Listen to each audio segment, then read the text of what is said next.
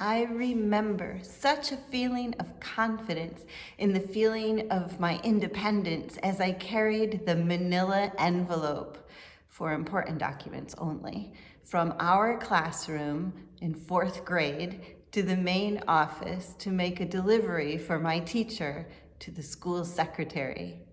And it was a great feeling that I remember clearly to this day, 40 years later.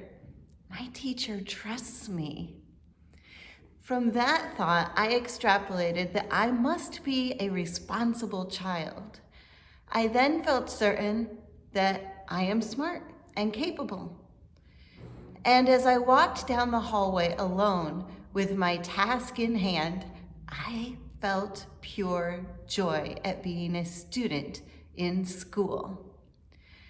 Can you remember a similar experience when you had a feeling of real happiness at being at school?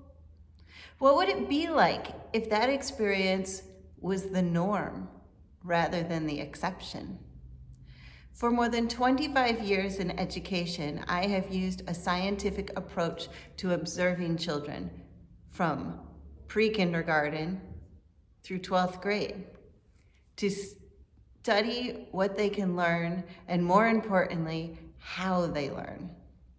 I have observed that children who feel content in their surroundings within an appealing school and classroom environment and among a community of peers and adult role models dependably develop deep knowledge, broad understanding, and in addition, strong self-confidence.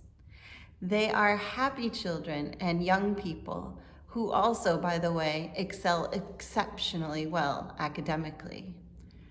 I believe that joy follows trust. When humans feel trusted, they are confident and feel deeply content, which provides an optimal condition for acquiring new information and skills. Although a common perspective is that the main purpose of schools is to learn, principally reading, writing, arithmetic, and basic skills for young people to become functioning citizens and hopefully have fruitful careers specializing in a particular skill or area of expertise. However, schools are in fact living communities of children and adults. Schools are human constructs with dynamic social settings where trust among individuals plays an important role in how children learn. According to Devin Thornburg in his scholarly researched book, Trust in Learning, trust is not ancillary to learning, but part of what is learned within the learning pedagogical relationship.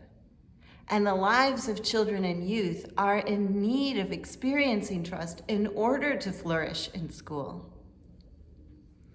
Over the last 50 years, innovative educators have created something new in school structures.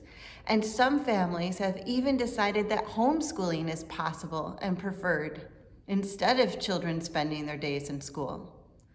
For those of us that still find value in a school day, as professional educators guiding a community of children, we know that there are alternatives to the factory model of education that has become ingrained in how most everyone thinks about how school and learning can be accomplished, and how trust in students is found at a minimum.